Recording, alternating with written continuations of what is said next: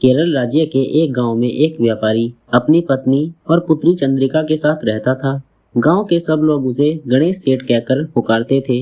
गणेश सेठ ने अपनी पुत्री चंद्रिका का रिश्ता बाल्यकाल में ही निश्चित कर दिया था। जब वह विवाह योग्य हुई तो उसके विवाह की तिथि नियत की गई और विवाह की तैयारी प्रारंभ हुई। सेठ अपनी बेटी का विवाह बहुत धूमधाम से करना चाहता था। वह उसके लिए एक कीमती नौलखा हार भी बनवाना चाहता था। एक दिन उसने अपनी पत्नी को बुलाया और उसे अपनी इच्छा बताई।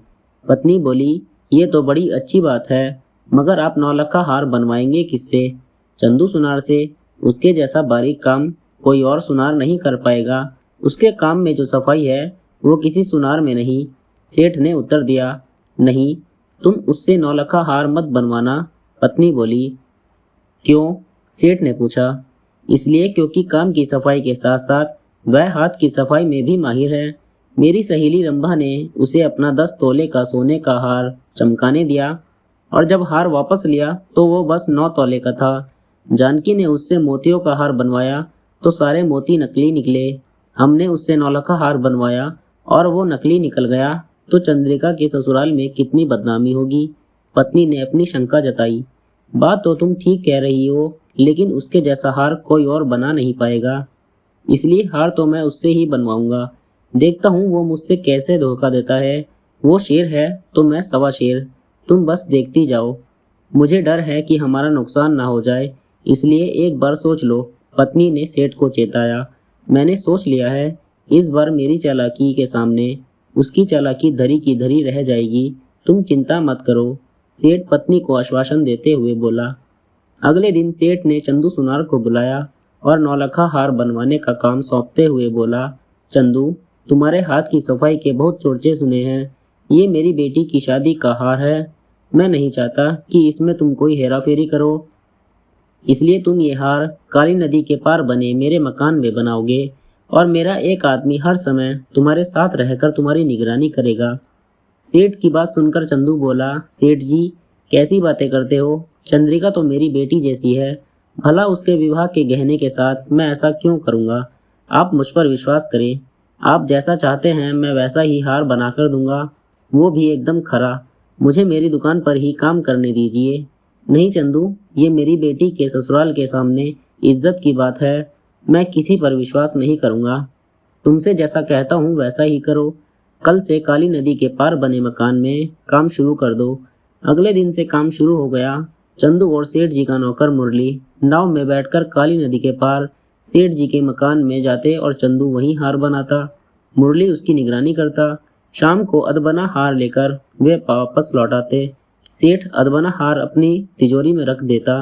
अगले दिन उसे तिजोरी से निकालकर चंदू को देता।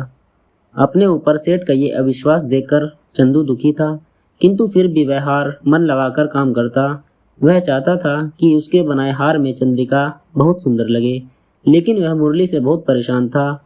मुरली दिन भर उसके सिर पर सवार रहता। वह सिर खुजलाता तो मुरली उसके बालों को टटोलता। वह छींक मारता तो मुरली उसके रुमाल की तलाशी लेता। एक दिन तो हद हो गई। चंदू ने रुमाल से अपना मुंह पोंछा तो मुरली उसकी मूंछ के बाल टटोलने लगा। चंदू को बड़ा गुस्सा आया। एक क्षण को उसने सोचा कि काम ही छोड़ दे, किंतु जब उसे चंद्रिका बिटिया का ख्याल आया तो उसने मन बदल लिया। सोचा एक बार हार बन जाए, फिर मैं सेठ जी को और इस मुरली को मजा चखाऊंगा। आखिर वह दिन आ ही गया जब नौलखा हार बनकर तैयार हो गया। बस उसे चमकाना बाकी था। चमकाने का काम अगले दिन किए जाना था। शाम को हार सेठ की तिजोरी में ही रहा। अगले दिन उसे लेकर चंदू मुरली के साथ काली नदी पार करके सेठ के मकान में पहुंचा। उसने हार चमकाने का काम शुरू किया और दोपहर तक हार पूरी तरह से तैयार हो गया। चंदू ने हार को लाल रंग के मखमली कपड़े में लपेटा और एक डिब्बे में रखकर नाव में बैठकर मुरली के साथ वापस लौटने लगा। सेठ को पता था कि आज नौलखा हार बनकर तैयार हो जाएगा। उत्साह में वह नदी के किनारे पहुंच गया। चंदू ने जब सेठ जी को नदी किनारे खड़े देखा तो नाव से ही जोर जोर से हाथ हिलाने लगा। हाथ हिलाते हुए वह खुद को भी इतना डोल रहा था कि नाव भी डावाडोल होने लगी। मुरली ने नाव को संभालने की बहुत कोशिश की, लेकिन नाव का संतुलन बिगड़ गया और वह उलट गई। चंदू और मुरली नदी में गिर पड़े। सेठ ने गांव वालों को बुलाकर बड़ी मुश्किल से चंदू और मुरली को बाहर निकाला। बाहर निकालने के बाद चंदू ने सेठ हार को सौंप दिया। सेठ बहुत खुश था कि नाव के उलट जाने और चंदू के पानी में गिरने के बाद भी 9 लाख हार सही सलामत है। उसने चंदू को हार बनाने के पैसे दिए और घर चला आया। सेठानी हार देखकर खुश तो हुई, पर उससे कहीं ज्यादा अपने पति की चतुरता पर। गांव भर के लोगों ने सेठ की भूरी भूरी प्रशंसा की कि चालाकी में सेठ चंदू से 20 है। दिन गुजरे और वो दिन भी आ गया जब चंद्रिका का विवाह था।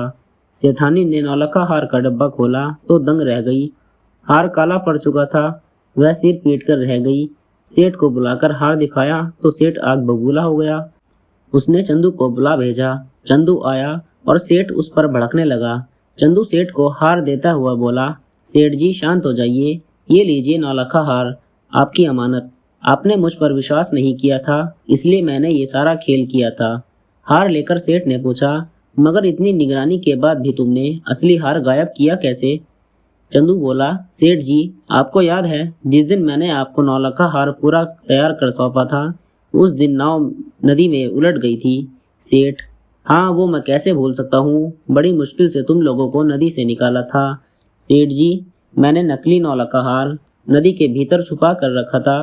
नाव उलटने पर मैंने असली हार को नकली हार से बदल दिया था और किसी को पता भी न चला।